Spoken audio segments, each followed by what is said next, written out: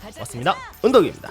요즘 제가 뒤늦게 니케에 푹 빠져 있습니다. 제가 반년 전 스텔라 블레이드도 재밌게 했었고, 어릴 때 창세기전 3를 플레이한 뒤로 김영태 작가의 팬이 되었었기 때문에 니케를 진작 시작했어도 이상할 건 없었지만, 제가 스마트폰 자판을 독수리 탑법으로 칠 정도로 모바일 환경에 익숙하지 않아서 모바일 게임은 예전부터 손도 대지 않았습니다. 그런데 요즘은 모바일 게임들도 PC로 플레이할 수 있게 클라이언트가 나온다는 걸 알고 니케를 PC로 플레이해보니 예전 창세기전 느낌도 나고 재미있게 플레이 중입니다. 물론 과금은 최대한 절제하면서 하고 있습니다. PC로만 하다보니 퇴근하고 매일 6, 7시간씩 했던 것 같습니다. 그래서 요즘 촬영도 어쩌다 보니 쉬고 있는데, 이대로 가다간 계속 쉴 것 같아서 다음 제품을 개봉하고 촬영 준비까지 해놨지만 막상 촬영을 하려니 뭔가 아쉽다는 생각이 들면서 니케와 관련된 콘텐츠를 하나 만들고 넘어가야겠다고 결심했는데요. 어떤 콘텐츠를 해볼까 생각하다가 니케가 워낙 인기작이고 게임이 출시된 지 2년이 지나기도 해서 이제 슬슬 피규어들이 연달아 출시될 시기라 출시되거나 예정된 제품들을 알아보면 좋지 않을까 싶었고, 마침 제가 2월 9일 일본 도쿄에서 열리는 원더 페스티벌에 출격할 예정이라 이번 기회에 니케 피규어에 대해 숙지해두면 현장에서 실물을 볼 때 여러모로 도움이 될 것 같아 이번 영상을 기획해봤습니다. 서론이 길었네요. 그럼 지금까지 예약을 받거나 출시된 니케 피규어들을 알아보겠습니다. 먼저 굿스마일의 효자 상품인 넨도로이드입니다. 넨도로이드에서는 주인공 팀 3인방이 있었는데요. 라피는 2024년 6월에 출시 완료, 아니스는 2024년 10월에 출시 완료, 네오는 2025년 5월에 출시 예정입니다. 넨도로이드임에도 세트 완성까지 텀이 상당히 길게 되어 있네요. 아마 네온 뒤로는 빠르게 캐릭터들이 추가될 것 같습니다. 라고 말하고 넘어가려 했는데 영상을 만들던 와중 넨도 마리안 예약이 시작되었습니다. 정가는 살짝 올라 7,300엔이며 출시일은 25년 7월로 잡혀있네요. 다음은 굿스마일 아츠 상하이로 예약된 피규어들입니다. 굿스마일 아츠 상하이는 일본 굿스마일의 중국 지사인데, 굿스마일의 제품을 중국 시장에 맞게 유통하거나 중국 시장만을 위한 특별한 제품을 만들기도 하는데 같은 굿스마일이라고 보시면 됩니다. 여기서 출시되는 제품에는 가동 피규어인 하이퍼 보디 시리즈 두 종류가 있는데, 모더니아가 24년 12월에 출시가 되었고 레드우드가 같은 가격으로 25년 12월에 출시 예정입니다. 단 두 종류뿐인데도 출시 텀이 굉장히 길게 되어 있네요. 스케일 피규어로는 라피 클래식 베케이션이 25년 5월에 출시 예정, 홍련이 25년 5월에 출시 예정, 아니스 스파클링 서머가 25년 10월에 출시 예정, 모더니아가 26년 3월에 출시 예정입니다. 홍련과 모더니아는 저도 예약을 해놓은 상태인데, 홍련은 몇 달 뒤 출시지만 모더니아는 출시일이 1년이 넘게 남아있네요. 긴 기다림이 될 것 같습니다. 다음은 프링입니다. 여기서는 4분의 1 스케일인 비스타일로 제품들이 출시되었는데요. 초반부터 등장하는 아니스와 마리안이 25년 1월에 출시 예정, 헬름 아쿠아 마린이 25년 4월에 출시 예정, 루피 럭셔리 토끼가 25년 9월에 출시 예정입니다. 프링의 비스타일에서는 바니걸 제품을 정말 많이 만들기 때문에 앞으로 지속적으로 많은 니케 제품이 출시될 것 같습니다. 다음은 트라이 이글스라는 스태츄 제조사입니다. 프린과 같은 4분의 1 스케일이지만 세부적인 디테일과 정보량이 매우 높기 때문에 등급이 완전히 다른 피규어라고 보셔야 하고, 이 시리즈들은 팔로우 아이 디자인으로 만들어져 있어 눈이 보는 사람을 따라오는데요. 지금까지 총 3채가 공개되어 있습니다. 제일 먼저 앨리스가 출시되었고 국내 유통 가격이 84만원이며 마침 안덕후님이 앨리스를 보유하고 계셔서 제가 방문하여 간단하게 촬영할 계획을 가지고 있습니다. 두 번째는 라피입니다. 깃발을 들고 있는 모습이 포인트 같네요. 저 제품을 예약받을 당시 제가 니케를 하지 않고 있어서 관심있게 보진 않았는데, 만약 그때도 니케를 했다면 구매했을지도 모르겠습니다. 국내 유통가가 앨리스와 같은 84만원으로 되어 있고 출시일이 24년 4분기로 되어 있는데, 예약하신 분들은 곧 받아보실 수 있지 않을까 싶네요. 세 번째는 프리바티 메이드복 버전입니다. 유통 가격은 약간 상승되어 85만 9천원이고 프리바티는 저의 최애캐로 꼽을 수 있을 것 같아 큰마음 먹고 예약을 했습니다. 받게 되면 영상으로 촬영해보겠습니다.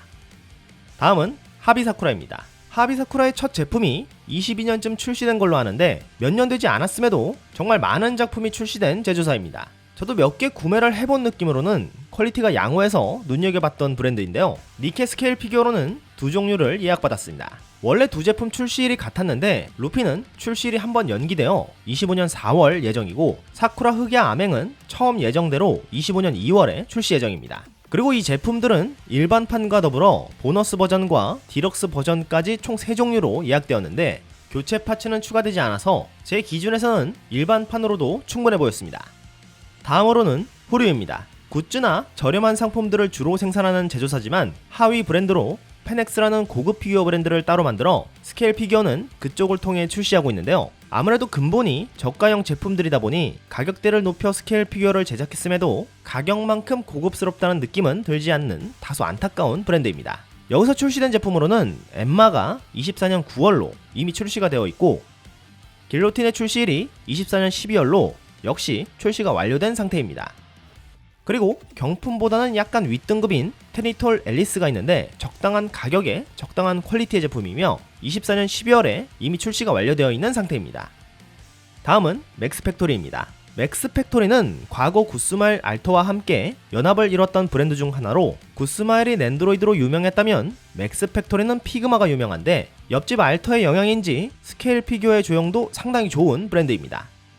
출시된 피그마 제품으로는 두 종류가 있고 앨리스가 25년 1월에 출시 예정이고 홍련이 25년 10월에 출시 예정입니다. 스케일 피규어도 하나 예약 중인데 볼륨이 25년 4월에 출시 예정입니다. 볼륨은 제가 예약을 해놓은 상태라 출시되면 영상을 촬영해 보겠습니다. 다음은 플레어 제품입니다. 플레어는 스케일 피규어 제조사 중에서도 알토와 더불어 고급스럽게 제품을 만드는 브랜드로 볼 수 있는데 아직까지 제가 영상을 찍었던 앨리스 말고는 니케 제품이 없습니다. 앨리스 같은 경우 국내 조형팀인 케르베로스에서 원형을 제작했고 케르베로스 홈페이지와 트위터를 보면 원형 제작된 니케 캐릭터 두 종류가 더 있습니다. 그 제품들은 뒤에서 살펴보겠습니다. 다음은 아마쿠니입니다. 아마쿠니는 제가 정말 애정하는 브랜드인데요. 피규어 프로모델 잡지 출판사로 시작하여 지금은 취미 관련 시장에서 강력한 영향력을 행사하는 하비제펜의 고급 피규어 브랜드입니다. 예약받은 니케 제품으로는 앨리스, 스위트홈이 있는데요. 출시일은 25년 7월 예정이고 이 제품은 한정판에 교체 얼굴이 들어있기 때문에 가능하면 한정판으로 예약하는 게 좋을 것 같습니다. 저도 한정판으로 예약을 했기 때문에 출시가 되면 영상으로 제작할 예정입니다. 다음은 알터입니다. 알터 하면 모두가 인정하는 최고급 피규어 브랜드죠. 정말 수많은 명품을 만들어낸 제조사로 스케일 피규어계에서는 이름값이 굉장히 높은 브랜드입니다. 예약받은 니케 제품은 아직까지는 한 종류이며 바이퍼, 톡시레빗이 25년 6월에 출시 예정입니다. 아직 게임에서 획득하지 못한 캐릭터지만 나름 왕찌찌 캐릭터라 한번 예약해봤습니다. 영상으로 촬영할지는 잘 모르겠네요. 다음은 하트썸이라는 국내 브랜드입니다. 이곳은 국내 유통사인 히어로타임이 기획한 국내 제조사인데 중국의 아스트럼 디자인과 협업 관계인 것으로 나와 있습니다. 양산을 아스트럼 디자인에서 하는 모양이네요. 여기서 출시된 니케 피규어로는 시프티가 있고 출시일이 24년 11월로 이미 출시가 완료된 상태입니다. 다음은 국내 티토이 스튜디오입니다. 니케 1.5주년 행사에 전시되어 있던 크라운의 얼굴을 수정하여 제작한 제품이라고 하는데요. 25년 1월에 발송 예정이라고 합니다.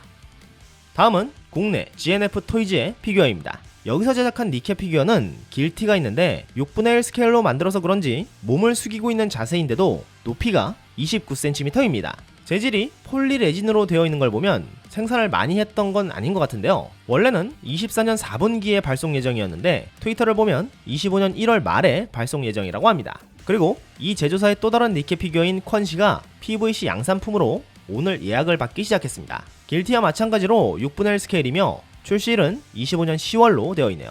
지하 과목 3인방 중에 2명이 출시 확정이니 나머지 1명도 여기서 출시할지도 모르겠네요. 이 정도가 현재 예약까지 진행된 니케의 피규어들이고 제가 빼먹은 게 있을 수 있지만 그래도 대부분 포함되지 않았나 싶네요. 이제부터는 계획만 잡혀있는 피규어들을 한번 알아보겠습니다. 먼저 루미너스 박스입니다. 여기서는 라푼젤이 출시 예정입니다. 제품을 구매해본 적이 없는 제조사라 퀄리티를 느껴본 적은 없지만 홍보 이미지에서 보여지는 다른 제품들의 손가락이나 발목을 보면 조형은 나쁘지 않아 보여 기대해봐도 좋을 것 같습니다.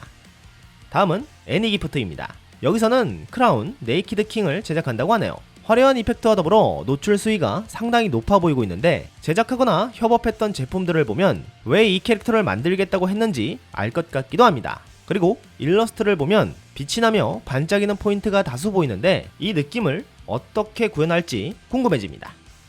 다음은 에이펙스입니다. 에이펙스는 점점 품질이 좋아져 이제는 퀄리티가 양호한 브랜드인데요. 여기서는 레오나와 로산나 시크오션이 출시 예정이라고 합니다. 레오나의 일러스트를 보면 그냥 서 있는 모습이라 재미가 없어 보이지만 게임 일러스트에서는 옆에 맹수가 서 있기 때문에 에이펙스라면 아크릴 스탠드로 저걸 구현해줄지도 모르겠네요. 로산나 같은 경우 앉아있는 장식장까지 전부 그대로 구현해주지 않을까 싶고 다리를 복잡하게 꼬고 있는 모습이 모형으로 어떻게 표현될지 궁금해집니다. 다음은 엔소 토이즈입니다. 원형 제작과 더불어 양산도 겸하는 곳이라고 되어 있는데 여기서는 D 킬러 와이프가 예정되어 있다고 합니다. 이 캐릭터의 외형은 전형적인 동탄 룩으로 보여지고 있는데요. 공교롭게도 이 제조사의 다른 출시 예정 제품 중에 동탄 룩 제품이 존재합니다. 거기다 조형이 왠지 모르게 겹쳐 보이는 느낌인데 D가 출시되어야 확실히 비교가 가능할 것 같습니다. 다음은 오타쿠 토이즈입니다. 여기서는 이사벨이 예정되어 있네요.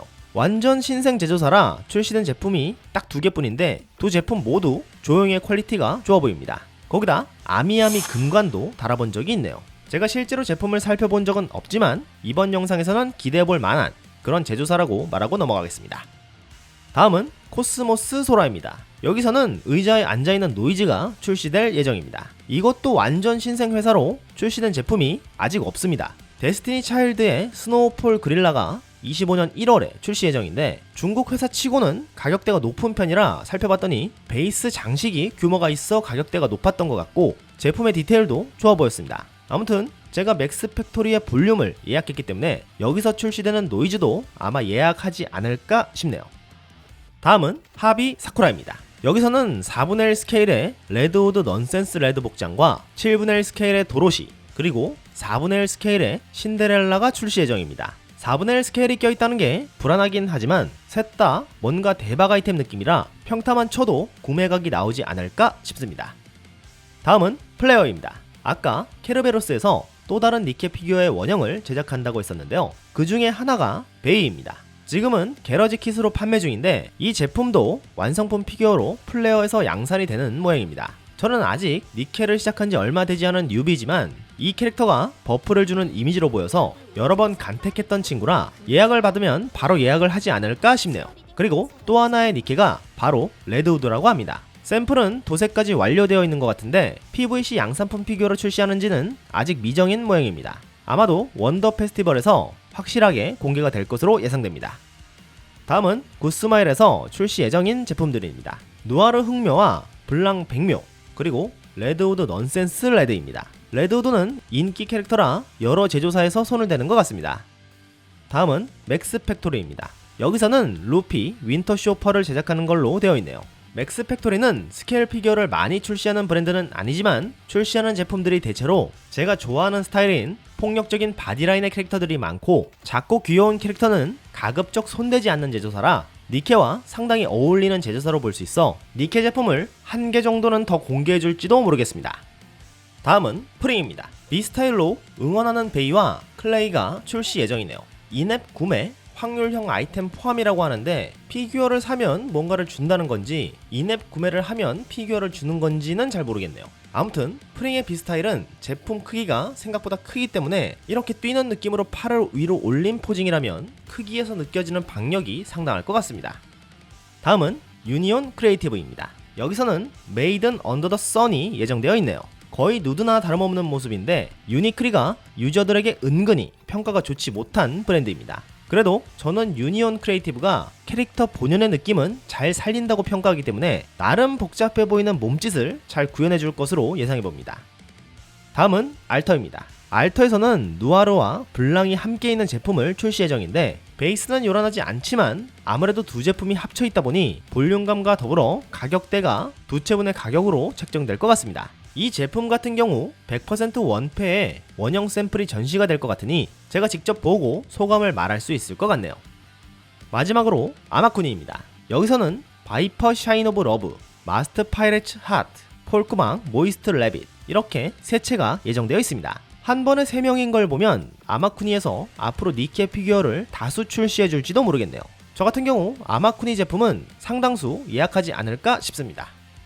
자, 이렇게 출시하겠다고 공개된 니케 제품들을 살펴봤습니다. 저는 주로 스케일 피규어를 다루기 때문에 스케일 피규어 위주로 살펴봤고요. 제 예상보다 피규어 시장에서 니케가 휘몰아치는 영향력이 매우 높다고 느껴져 주종목을 니케로 선회해야 하나 싶기도 하네요. 오늘 영상은 여기까지. 시청해주셔서 감사합니다. 그럼 가보겠습니다. 은덕이었습니다.